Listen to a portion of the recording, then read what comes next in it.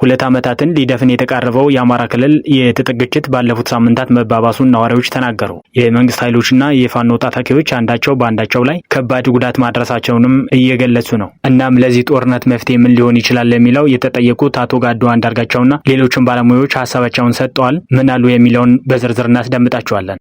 የትግራይ ክልል ከፍተኛ ፍርድ ቤት የ17 ወራት ውዝፍ ደሞዝ እንዲከፈል ወስኗል።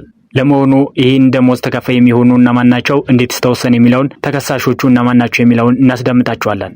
የአሜሪካ የውጭ ጉዳይ መስሪያ ቤት ኤምባሲዎችን ለመዝጋት ማቀዱ ተገለጸ። እነዚህ ከሚዘጉት ውስጥ አብዛኞቹ በአፍሪካ ውስጥ እንደሚገኙም ተገልጿል። የትኞቹ ሀገራት ናቸው ከአፍሪካ የሚዘጉ የሚለውን እናስደምጣቸዋለን።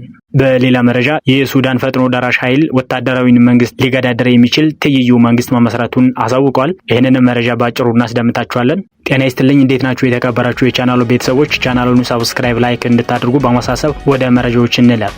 2 ዓመታትን ሊደፍን የተቃረበው የአማራ ክልል የትጥቅ ግጭት ባለፉት ሳምንታት መባባሱን ነዋሪዎች ተናገሩ። የመንግስት ኃይሎችና የፋኖ ታጣቂዎች አንዳቸው በአንዳቸው ላይ ከባድ ጉዳት ማድረሳቸውንም እየገለጹ ነው። የሀገሪቱ ሁለተኛ ትልቅ ክፍል የሆነው አማራ ክልል ደም አፋሳሹን የትግራይ ጦርነት የቋጨው ፊርማ ሳይደርቅ ያዝለቀቅ በሚል ግጭት እየታመሰ ይገኛል ተብሏል። ከሚያዝያ 2015 ዓ.ም ጀምሮ የተቀሳቀሰው የአማራ ክልል ግጭት ከነጠቀው ህይወት ባሻገር ነዋሪዎች መራር መከራና ተስፋ መቁረጥ ውስጥ እንደያቡ እንዳደረጋቸው ይናገራሉ። የሰብአዊ መብት ድርጅቶች በክልሉ ውስጥ ከፍርድ ቤት ውጭ ግድያ፣ በሲቪሎች ላይ የሚፈጸመው ጥቃቶች፣ ከህግ ውጭ ስርዓት፣ አስገድዶ መስወራ፣ የንብረት ውድመትና ዘረፋ እንደሚፈጸም ተናግሯል።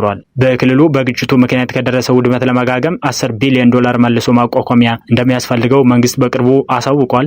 ምንም እንኳን ለ10 ወራት የዘለቀው የአስቸኳይ ጊዜ አዋጅ ግንቦት 28 2016 ዓ.ም ቢያበቃም ክልሉ በህግ ባልተረዘመ የአስቸኳይ ጊዜ አዋጅ ወይንም ዲፋክቶ ስቴት ኦፍ ኢመርጀንሲ ስር እንደሚገኝ ባለሙያዎች ለቢቢሲ ተናግሯል። ስማቸው እንዳይገለጹ የጠየቁ የሰብአዊ መብት ባለሙያ የክልሉን ቀውስ ሲገልጹ ዘርፈ ብዙና ውስብስብ የሆነ ችግር ይሉታል። በክልሉ የዕለት ተዕለትና ማህበራዊ እንቅስቃሴ የተገደበ ሲሆን የትምህርትና የሕክምና አገልግሎቶች ማስተጓጎል ጨምሮ ማህበረሰቡ በስጋት ኑሮውን እንዲገፋት ተገዷል ተብሏል። ባለፉት 6 ወራት 148 እናቶች ከወሊድ ጋር በተያያዘ እንዲሁም 70 ሰዎች ደግሞ በወባ በሽታ ህይወታቸው ማለፉን የክልሉ መንግስት አሳውቋል። 4.2 ሚሊዮን ተማሪዎች ወይም 60% የክልሉ ተማሪዎች ከትምህርት ገበታ የራቁ ሲሆን ወላጆች ልጆቻቸውን ወደ ትምህርት ቤት እንዲልኩ የገንዘብ ቅጣት እንደተጣለባቸው ተናግረዋል። በአማራ ክልል የሚገኙ የከፍተኛ ትምህርት ተቋማት ፎረም ከሐምሌ 2015 እስከ መስከረም 2017 ዓመተ ምህረት ድረስ ከ5000 በላይ ሴቶች ተዳፍረው ወደ ሕክምና ተቋማት መምጣታቸውን ገልጿል። አሃዙን ግን ከዚህም ከፍ ሊል እንደሚችል ይገምታል። በአንድም ይሁን በሌላ መንገድ የግጭቱ ዳፋ ያልገባበት ጎዳ ያልነካው ህይወት ማግኘት ከባድ እንደሆነ ነዋሪዎች ያነሳሉ። ታዲያ መውጫ መንገዱ ምን ሊሆን ይችላል ተብሎ የተጠየቁት አቶ ጋዶ አንዳርጋቸውና ሌሎችም ባለሙያዎች እንዲህ ሲሉ ገልጸዋል። አማራ ክልልን ለቀውስ ያደረገው ግጭት መቼ እንደሚያበቃ አይታወቅም። የክልሉ ነዋሪዎች መውጫ መንገዱ የጨለመባቸው ይመስላል ይላሉ። ተስፋቸው ደጋግሞ የሚያነሱት ፈጣሪያቸው እንጂ በተለይ በመንግስት ተስፋ ስለመቁረጣቸው አስረግጠው ተናግሯል ይላል የቢቢሲ ዘገባ። እግዚአብሔር የሚመልሰው ካልሆነ ሰው አይመልሰውም ይላሉ አንድ የክልሉ ነዋሪ። የፖለቲካ ሳይንስ መምህር የሆኑት ዶክተር የሺጥላ ወንድሜነህ የክልሉ ቀውስ የሚፈታው ቁልፍ የሚሏቸውን የችግሮች ምንጭ በንግግር እልባት ሲያገኙ ነው ብለው ያምናሉ። ችግር በኃይል አይፈታም የሚሉት ዶክተር የሺጥላ ሁለቱም ወገኖች የሚታመኑ አደራዳሪዎችን በመምራት እርስ በርሳቸው መተማመን በመገንባት በድርድር የሚመጣውን ማናቸውንም ውጤት ለመቀበል ዝግጁ መሆን ነው ብለዋል። ድርድር ሰጥቶ መቀበል ነውም ብለዋል። ይህን ማድረግ ከተቻለ አካባቢውን ብቻም ሳይሆን አገሪቱን ከጥፋት መታደግ ይቻላል ይላሉ። ቀውስን ይወልዳል ለሚሉት ዶክተር ገዱ አንዳርጋቸው የአማራ ክልል ቀውስ ወደ ሌሎች ክልሎች የሚዛመት እንደሆነ በማንሳት መውጫ መንገዱ ንግግር አሊያም የሰላም ስምምነት ሳይሆን ስርዓታዊ ለውጥ ነው ይላሉ። አክለውም በድርድር ቢፈታ ደስታውን አልችለውም ነበረ። ይህን ምርጫ በፖለቲካ መንገድ ቢፈታ ነው። ነገር ግን አሁን ያለው አገዛዝ ችግሮችን በፖለቲካ መንገድ የመፍታት ፍላጎት የለውም። ለድርድር ታማኝም አይደለም። መንግስት በተለያዩ አጋጣሚዎች በአማራ ክልል ያለውን ችግር በሰላማዊ መንገድ ለመፍታት ፍላጎት እንዳለውም በተደጋጋሚ እየገለጸ ሲሆን በፋኖ ኃይሎች በኩል ያለው ፍላጎት በግልጽ አይታወቅም ብሏል። በዚህም ምክንያት እስካሁን ንግግር ለመጀመር የተጀመረ ነገር ስለመኖሩ በይፋ የሚታወቅ ነገር የለም። በዚህ ዘገባ ውስጥ የክልሉ ባለስልጣናት እንዲሁም የገዢው ፓርቲ የአማራ ክልል ቅርንጫፍ ጽሕፈት ቤት ኃላፊን አስተያየት ለማካተት ቢቢሲ ለሳምንታት ያደረገው ጥረት እንዳልተሳካ ዘግቧል።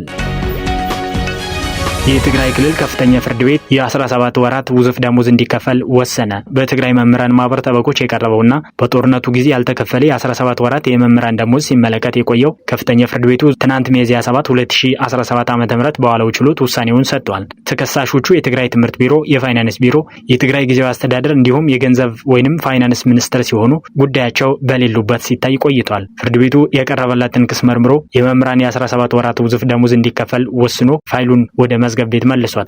የፍርድ ቤቱን ውሳኔ እንደሚቀበሉትና እንዳረካቸው የተነገሩት አስተያየት ሰጪ መምህራን ውሳኔውን ቶሎ በመተግበር በከፋ ሁኔታ የሚገኙ መምህራን መታደግ ይገባል ብሏል። ተከሳሾቹ ውሳኔው በማስመልከት እስካሁን ያሉት ነገር የለም። መምህራን ያካተተ የ17 ወራት ያልተከፈለ የመንግስት ሰራተኞች ውዝፍ ደሞዝ የመክፈል ጥያቄ ከፕሪቶሪያ የሰላም ስምምነት ማግስት የጀመረ ነው ተብሏል። በቀድሞ ፕሬዝዳንት አቶ ጌታቸው ረዳ የሚመራው ጊዜያዊ አስተዳደር ጉዳዩ በፍርድ ቤት እንዳይታይ የሚከላከል መመሪያ እስከ ማውጣት ደረሱ ነበረ ሲል የዘገበው ቲክቫ ኢትዮጵያ ነው። በሌላ መረጃ የአሜሪካ የውጭ ጉዳይ መስሪያ ቤት በኤሪትራ የሚገኘውን ጨምሮ 10 ኤምባሲዎችን ለመዝጋት ማቀዱ ተገለጸ።